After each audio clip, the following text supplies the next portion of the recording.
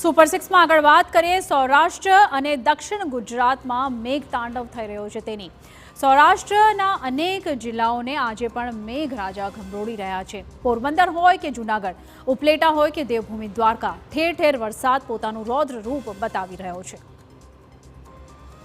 પોરબંદર શહેરની ખીજડી પ્લોટ પાસે પાણી ભરાયા હતા। પ્લોટ પર ગાર્ડન બની જતા આસપાસ પાણી જ પાણી ભરાતા લોકોને ખૂબ જ મુશ્કેલી વેઠવી પડી છે। તો રાજકોટના ઉપલેટામાં રહેણાંક વિસ્તારમાં વરસાદી પાણી ઘૂસી જતા લોકોને હાલાકી પડી હતી। ધોધમાર વરસાદથી નીચાણવાળા વિસ્તાર પાણી પાણી થઈ ગયા હતા। કચ્છની વાત કરીએ તો નખત્રાણામાં સાર્વત્રિક વરસાદથી મુખ્ય રસ્તાઓ પર જળબંબાકારની સ્થિતિ જોવા મળી હતી।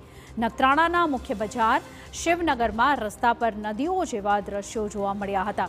જૂનાગઢના ઘેડ પંથકમાં ભારે વરસાદથી તબાહીના દ્રશ્યો સામે આવ્યા હતા। અનરાધાર વરસાદથી આખોદર ગામ બેટમાં ફેરવાયું હતું, જ્યાં કમરસમાં પાણી ભરાતા રિક્ષા પણ ડૂબી ગઈ હતી। દેવભૂમિ દ્વારકાની વાત કરીએ તો જિલ્લામાં છેલ્લા 5 દિવસથી વરસાદી માહોલ યથાવત છે। ખંભાળિયાના ગ્રામ્ય વિસ્તારોમાં ધોધમાર વરસાદ પડ્યો હતો, જેમાં વિજલપર, કેશોદ, ઠાકર શેરડી, ભાડથર સહિતના ગામોમાં સવારથી વરસાદ પડતા તળાવ છલકાયા હતા। ભારે વરસાદથી ખંભાળિયા દ્વારકા નેશનલ હાઈવેની વિઝિબિલિટી પણ ઘણી ઘટી ગઈ હતી। જો પોરબંદરની વાત કરીએ તો ઘેડ પંથકના અનેક ગામો પાણીમાં ગરકાવ થયા છે। ભારે વરસાદના લીધે ગરેજ ગામ બેટમાં ફેરવાયું છે।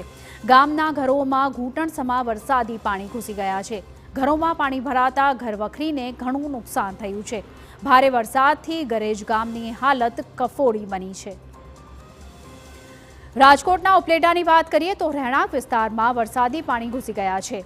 ખ્વાજાનગર વિસ્તારમાં ઘરોની અંદર પાણી ફરી વળ્યા હતા। ધોધમાર વરસાદથી નીચાણવાળા વિસ્તાર પાણી પાણી થઈ ગયા હતા। ઉપલેટામાં સતત વરસાદથી સ્થાનિકોને હાલાકીનો સામનો કરવો પડ્યો હતો। ઘરવખરી અનાજ પલળતા સ્થિતિ ખૂબ જ કફોડી બની છે।